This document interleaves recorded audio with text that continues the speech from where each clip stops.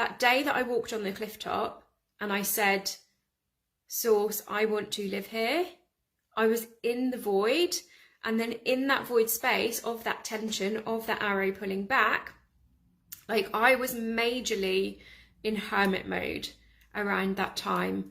I was going to, I mean, we were kind of in a bit of lockdown at that point in time. I think we were just coming out of lockdown, which was obviously helping me with boundaries. Like now I have to have the boundaries rather than the world doing it for me. And I was going to the shop to get food. Like that was the only thing that at that point in time I was going out to do. I was working online. I was very, very occasionally meeting a friend for a walk in nature, but I was living on my own at that time and I was completely in the void. So that day when I showed up on that cliff top and I said, Source, I desire to live here, the universe, source, God, whoever, conspired to go, okay, you can have it, because I was creating that tension to pull that thing to me. Does that make sense? Okay, so we have to be comfortable in that void space and hold ourselves through that discomfort, hold ourselves through that innate need for connection.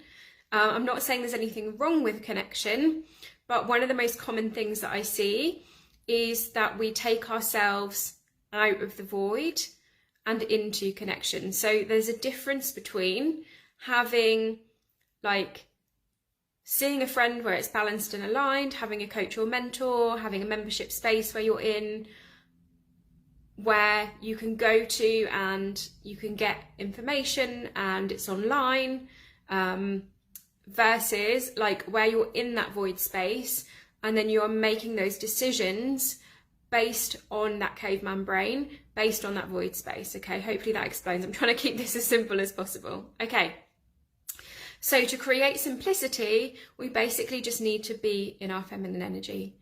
Think about that pulling back. And of course, we do need to take the aligned action, but we take the aligned action. We know when it is enough. Like I will know it is aligned action because I've usually channeled it. It's usually come in my morning meditation, or I'm out walking. I was going to say working, walking. I'm out walking, and I will channel it and I'll go, okay, this is the aligned action. And I will take that aligned action. It will always come from that space. Or it might be that I'm in a session with my coach and she's holding massive space for me. And this is another thing I'm going to talk about, authority.